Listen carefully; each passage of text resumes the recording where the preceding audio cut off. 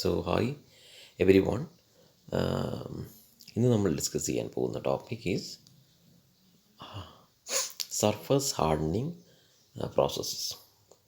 അപ്പോൾ ഇതിനു മുന്നേ we have discuss the different surface hardening processes like എന്തൊക്കെയായിരുന്നു? Flame hardening, induction hardening, electron beam hardening. So all these process involves heating of the particular selected part by using some heating methods. ഇപ്പോൾ hardening, case hardening പ്രോസസ്സുകൾ, this all are case hardening processes. ഈ case hardening process എന്തിനാണ് ചെയ്യുന്നത്? To increase the hardness of a particular area of a part. നമ്മളിപ്പോൾ if I am just taking a material, ഞാൻ example പറഞ്ഞു, for example gears surface എന്ന് പറയുന്നത് surface hardened or case harden ചെയ്യും. That is only the surface of the gears, the mating parts between the gear profiles only needs to be hardened. The remaining part should have the property or should have the properties like toughness. അപ്പോൾ അങ്ങനെയുള്ള കേസുകളിലാണ് hardening ചെയ്യുന്നത്. So carburizing is one of the case hardening process. ഇതിലെന്താ ചെയ്യുന്നതെന്ന് പറഞ്ഞു കഴിഞ്ഞാൽ, impregnating the surface of a selected material. Here we are actually discussing the case of steel. Impregnating എന്ന് പറഞ്ഞു കഴിഞ്ഞാൽ the carbon atoms are allowed to diffuse into the surface. Impregnating the surface of a steel component with carbon to a desired value. Desired value എന്ന് പറഞ്ഞു കഴിഞ്ഞാൽ ഒരു particular percentage. Well, the carbon content is usually 1.2% after treatment, and before it will be about 0.25%. That is, carburizing treatment, and if I am just taking a steel with 0.25% carbon content, after carburizing treatment, and if I check the carbon content of the particular material after carburizing treatment, you can see that there is an increase in the content of carbon from 0.25 to 1.2. So അത് നേരത്തെ പറഞ്ഞതുപോലെ ഇതെന്തിനാണ് ചെയ്യുന്നതെന്ന് പറഞ്ഞാൽ tough inner കോറും hard outer സർഫസും ഉണ്ടാക്കാൻ വേണ്ടിയാണ്. ഓക്കെ, അപ്പോൾ ഇതെങ്ങനെയാണ് ചെയ്യുന്നത്? How the carburizing treatment is done. It involves heating of the steel. ഈ particular steel, selected steel, say with 0.25% കാർബണിനെ എടുത്തു. Steel with 0.25% carbon എടുത്തു, and that particular steel is heated in contact with a carbon rich substance. Carbon rich substance above the critical temperature. ഇതാണ് important. ഇതിലെ main essence എന്ന് പറഞ്ഞാൽ ഈ ഒരു ഇതിൽ നിങ്ങൾക്ക് മനസ്സിലാക്കേണ്ട കാര്യം ഇതാണ്. That is this particular steel is heated in contact with a carbon rich substance and above the critical temperature for a prolonged duration. That is, ഒരുപാട് നേരം ഹീറ്റ് ചെയ്യുന്നു. That duration can vary from hours to days. അങ്ങനെ ചെയ്യുമ്പോൾ ഒരുപാട് ഡ്യൂറേഷനിൽ വയ്ക്കുമ്പോൾ എന്ത് പറ്റും? In contact ആണ് അല്ലേ? രണ്ട് മെറ്റീരിയൽ കോണ്ടാക്റ്റ് ചെയ്ത് വെച്ചിട്ടുണ്ട്, and one is A carbon rich material. And what happens is that at this particular temperature, since we are keeping the material for a prolonged duration, the carbon atoms from the carbon rich material will diffuse into the steel, and it will form a solid solution on the outer surface. അപ്പോൾ ഇങ്ങനെ ചെയ്യുമ്പം we can convert ഒരു particular steel with a particular percentage of carbon to A steel with a high percentage of carbon. അപ്പോൾ അതിൽ law carbon സ്റ്റീലിനെ high carbon സ്റ്റീലിലേക്ക് മാറ്റാൻ പറ്റും. അപ്പോൾ ഇവിടെ കാർബറൈസിങ്ങിനെ ക്ലാസിഫൈ ചെയ്തിട്ടുണ്ട്. എന്തിനെ ബേസ് ചെയ്തിട്ടാണ്? On the basis of carbon rich substances which we are selected, which we have selected. Carbon rich substance നമ്മൾ ഓൾറെഡി സെലക്ട് ചെയ്യണം. So on the basis of which material we are selecting, the carburizing treatments are classified into solid or pack carburizing. That is, the material in contact will be solid. Carbon rich substances will be solid ആയിരിക്കും. Gas carburizing, gas എന്ന് പറഞ്ഞാൽ എന്താ, the steel is allowed to be in contact or contact എന്ന് പറയത്തില്ല, it is kept in a chamber with gas. Gas carbureting എന്ന് പറഞ്ഞാൽ gaseous ഫോമിൽ carbon available ആയിരിക്കണം. Then liquid carbon, liquid carburizing, that is it is actually in contact with a liquid bath or dipped in a liquid bath. അപ്പോൾ ഈ method അനുസരിച്ച് carburizing treatments മൂന്നായിട്ട് classify ചെയ്തിട്ടുണ്ട്: solid, gas and liquid.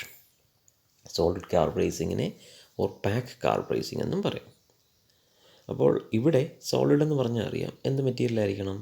Coke, carbon rich substance ഏതൊക്കെയായിരിക്കും? Coke കാണും, coal കാണും, charcoal കാണും, അങ്ങനെ ഒരുപാട് മെറ്റീരിയൽ. അപ്പോൾ ഇതാണ് പ്രോസസ്സ്. ഇത് കണ്ടോ, ഈ ഒരു ഫിഗർ കണ്ടാൽ അറിയാൻ പറ്റും. The component to be treated. Steel box ഉണ്ട്, റാംഡ് പൗഡറാണ്, സോളിഡ് പാർട്ടിക്കിൾസ് ആണ്. ദെൻ എന്ത് ചെയ്യും, ഇതിനകത്ത് വയ്ക്കും മെറ്റീരിയലിനെ, ദ കമ്പോണൻറ്റിനെ ഇതിനകത്ത് വയ്ക്കും. ചാർക്കോൾ അല്ലെങ്കിൽ പൗഡേഴ്സ് ഫില്ല് ചെയ്യും, റാംഡ് പൗഡേഴ്സ് ഇതിനകത്ത് ഫില്ല് ചെയ്തിട്ട് the entire setup is heated above the critical temperature, kept over that particular temperature for a period of time. ഇനി അതിൻ്റെ ഒരു റേഞ്ച് ഉണ്ട്. Normally 0.1 mm penetration takes place in an hour. അപ്പം നമുക്ക് എത്ര mm ഡെപ്തിലേക്ക് വേണം എന്നനുസരിച്ച്, ഒരുപാട് നേരം വെച്ചാൽ എന്താ, എൻറ്റയർലി ഫുള്ളി ഡിഫ്യൂസ് ചെയ്തു പോകും. നമുക്കതിൻ്റെ ആവശ്യമുണ്ടോ? ഇല്ല. So 0.1 mm penetration takes place in an hour. But depth of soaking depends on the time of exposure between steel and the solid fumes. അപ്പോൾ ഇവിടെ എഴുതേണ്ടത് എന്താണ്, സോളിഡ് മെറ്റീരിയലാണ് എടുക്കുന്നത് and usually in the form of powders. അതൊരു particular എന്താ പറയുക, ഒരു സ്റ്റീൽ ബോക്സിൽ ചെയ്ത് പൗഡേഴ്സ് ഫില്ല് ചെയ്തിട്ട് the components to be treated are kept inside the steel box along with the powders and the entire setup is heated. And depending upon the depth of penetration needed, we need to control the എന്ത് ടൈമാണ്, heating time. Okay, heating range പറഞ്ഞിട്ടുണ്ട് 870 to 980 degree Celsius. ഇതാണ് solid carburising. ബാക്കി just വായിച്ചു നോക്കുക, ഇത്രയുമേ points ആയിട്ട് മെയിനായിട്ടുള്ളൂ. Gas carburising എന്ന് പറഞ്ഞാൽ എന്തായാലും മെറ്റീരിയൽ സോളിഡ് പാർട്ടിക്കിൾസുമായിട്ടല്ല കോണ്ടാക്റ്റ്, ഗ്യാഷ്യസ് ഫോമിലായിരിക്കണം. So the component to be heated is filled with carbon rich gas. Carbon rich gas എന്ന് പറഞ്ഞാൽ ഏതൊക്കെ ഗ്യാസ് യൂസ് ചെയ്യാം? Methane, propane, butane or carbon monoxide. So hydrocarbons in the carburizing gas decompose at high temperature and the carbon gets deposited on the steel surface. അതും എങ്ങനെയാണ്? thickness of the hardened case depends on the rate of gas flow. ഇവിടെ gas carburising എന്ന് പറഞ്ഞു കഴിഞ്ഞാൽ ഫിഗറില്ല, അതിൻ്റെ ആവശ്യമില്ല. So you can say that the gas carburizing is done in an atmosphere done in a carbon rich atmosphere. Carbon rich atmosphere maintain ചെയ്യണമെങ്കിൽ we need to select the gases accordingly, മീതെയിനോ ബ്യൂട്ടെയിനോ carbon monoxide. So high ടെമ്പറേച്ചറിൽ heat ചെയ്യുമ്പം this carbon will diffuse out. And ഇവിടെയും depth of penetration all depends upon the time and the rate of gas flow. Then the liquid carburizing എന്തായിരിക്കും? The heated steel അല്ലെങ്കിൽ the specimen which is considered for case hardening process is allowed to come into contact with a liquid. അപ്പോൾ ഇവിടെ എന്താ ചെയ്യുന്നത്? The heated steel is impinged upon by jets of liquid rushing out of nozzle. That particular liquid is rich in hydrocarbon. That is rich in liquid hydrocarbon that is rich in carbon. അപ്പോൾ എന്ത് പറ്റും? The carbon get deposited onto the steel. Then the steel is heated by gas burners or by electrical means. എന്തായാലും heat ചെയ്യണമല്ലോ above the critical temperature. ഇവിടെയും depth 0.1 to 0.5 mm depth കിട്ടും. അപ്പോൾ ഇവിടെ liquid bath is prepared with 20 to 50% sodium cyanide NaCN, 40% Na2CO3, 30% BaCl2 അല്ലെങ്കിൽ NaCl ആവാം. അങ്ങനെ പല ഇത് വെച്ചിട്ടാണ് ഇത് ഫില്ല് ചെയ്യുന്നത്. എന്തിലാണെങ്കിലും the liquid carbon, അതായത് carbon atom should diffuse into the surface. Liquid tends to transfer heat transfer, so carbon is added rapidly during the first hour. Therefore, it is an efficient process for shallow, deep case hardening processന് ഇത് use ചെയ്തില്ല, shallow പ്രോസസ്സേ use ചെയ്യത്തുള്ളൂ. ഇതാണ് carburizing treatments. Second one is nitrating. Nitrating എന്ന് പറഞ്ഞു കഴിഞ്ഞാൽ again carbon atoms പോലെ തന്നെ we are actually increasing the hardness of a surface by allowing the nitrogen atoms to diffuse, stable, which can form nitrogen അല്ല stable nitrate forming elements ആണ്. അപ്പോൾ ഈ നൈട്രേറ്റിംഗ് എന്ന് പറയുന്നത് നമ്മളിപ്പം നൈട്രേറ്റ്സ് എന്ന് പറഞ്ഞാൽ സ്റ്റേബിളാണ്, ഹാർഡ് പാർട്ടിക്കിൾസ് ആണ്. അപ്പം ഈ നൈട്രേറ്റ്സ് ഫോം ചെയ്ത് കഴിഞ്ഞാൽ ഇറ്റ് ക്യാൻ ഈസിലി എന്താ പറയുന്നത്, create a resistance to indentation or scratch, അല്ലെങ്കിൽ ഇൻക്രീസ് ദ ഹാർഡ്നെസ്.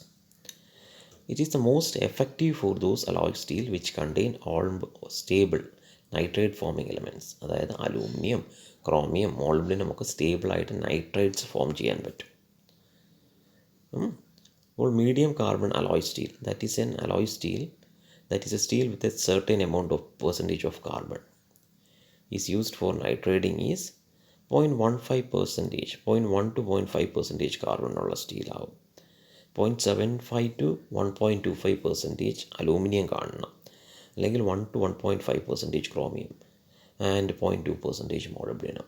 ഇത് അലോയ് സ്റ്റീൽ. അതായത് നൈട്രേറ്റിംഗ് പ്രോസസ്സ് നടക്കണമെങ്കിൽ സ്റ്റേബിൾ നൈട്രേറ്റ്സ് ഫോം ചെയ്യണം. നൈട്രേറ്റ്സ് ഫോം ചെയ്യണമെങ്കിൽ നമ്മൾ എടുക്കുന്ന സ്റ്റീലിൽ അലോയ് സ്റ്റീൽ ആയിരിക്കണം. And again that alloy steel should contain these elements, stable nitrate forming elements ഉണ്ടായിരിക്കണം. ഇവിടെയും the process involves heating the steel to about critical ടെമ്പറേച്ചറിൻ്റെ മുകളിൽ വേണ്ട 650 degree Celsius and holding in an atmosphere of ammonia. അപ്പോൾ അതെന്ത് പറ്റും, anhydrous ammonia pass ചെയ്യുമ്പോൾ anhydrous ammonia is passed into the furnace at about 550 degrees Celsius, where it dissociates into എന്തായിട്ട് മാറും, nitrogen and hydrogen. So ഈ nitrogen ആണ് ഈ already ഉള്ള എലമെൻറ്റ്സ്, അതായത് അലോയ് സ്റ്റീലിലുള്ള എലമെൻറ്റ്സുമായിട്ട് കമ്പൈൻ ചെയ്ത് നൈട്രേറ്റ്സ് ഫോം ചെയ്യുന്നത്. ഈ treatment time varies from 21 to 100 hours. After nitrating treatment the steel part is allowed to cool in furnace. ഇതൊക്കെ ഇമ്പോർട്ടൻറ്റ് പോയിൻ്റാണ് കേട്ടോ. എയർ കൂളിംഗ് അല്ല, furnace. The furnace container is made of heat resistant alloy.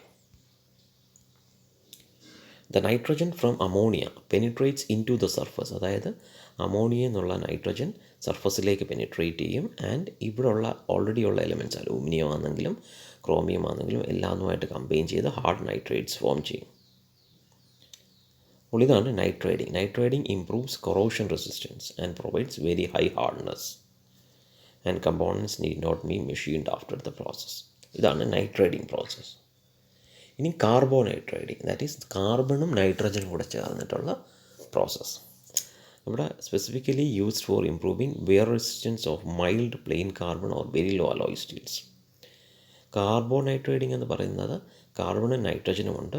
Again ഇവിടെ temperature എന്ന് പറഞ്ഞാൽ എന്താ, at lower temperatures, lower temperature 800 to 870 degrees Celsius in a gas mixture consisting of carburizing gas and ammonia.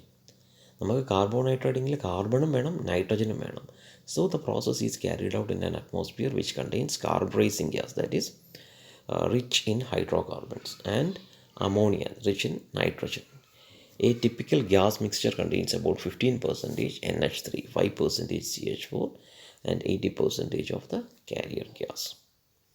അപ്പോൾ ഇങ്ങനെ ചെയ്യുമ്പോൾ എന്ത് പറ്റും, carbon and nitrogen will be diffused into the surface at the same time and the mixture gives a austenite of the steel in the austenitic ferritic condition എന്ന് പറഞ്ഞാൽ 800 to 850 degree സെൽഷ്യസിൽ എന്തായിരിക്കും, most probably ഓസ്റ്റനേറ്റ് ആയിരിക്കും. So നൈട്രജനും കാർബണും diffuse ചെയ്തിട്ട് എന്ത് ചെയ്യും, നൈട്രേറ്റ്സും നേരത്തെ പറഞ്ഞതുപോലെ കാർബണിൻ്റെ എഫക്റ്റും വരും. ആഫ്റ്റർ കാർബോനൈട്രേറ്റിംഗ് ക്വഞ്ചിങ് ആണ് is done to avoid cracking. In ഓയിലാണ് ചെയ്യുന്നത്, വാട്ടറിലല്ല. വാട്ടറാണ് ഏറ്റവും കൂടുതൽ ഓയിലാണ് ചെയ്യുന്നത്. This is followed by tempering. കണ്ടോ, ഒരുപാട് ഹാർഡ് സർഫസ് ആയി കഴിഞ്ഞ് കഴിഞ്ഞാൽ പെട്ടെന്ന് ബ്രിട്ടിൽനെസ് കൂടും. അപ്പോൾ നമ്മൾ എന്ത് ചെയ്യണം? ടെമ്പറിങ് പ്രോസസ്സ് ഓർമ്മ വേണം. ഹാർഡനിങ് ട്രീറ്റ്മെൻറ്റ് കഴിഞ്ഞിട്ട് ചെയ്യുന്ന ഹീറ്റ് ട്രീറ്റ്മെൻറ്റ് പ്രോസസ്സാണ് ടെമ്പറിങ്. അപ്പോൾ ടെമ്പറിങ് ചെയ്യുന്നത് ഇതിനു വേണ്ടിയാണ്. അപ്പോൾ ഒരുപാട് ഹാർഡായി ആയതുകൊണ്ട് ഈ ഒരു കാർബോനൈട്രേറ്റിംഗ് ട്രീറ്റ്മെൻറ്റ് കഴിഞ്ഞ് കഴിഞ്ഞാൽ we need to do tempering. ഇത്രയുമാണ് different types of case hardening പ്രോസസ്സുകൾ. ഓക്കെ, അടുത്ത ഒരു വീഡിയോയും കൂടെ ഇടാം ഫറ്റീഗിന്. Okay, thank you.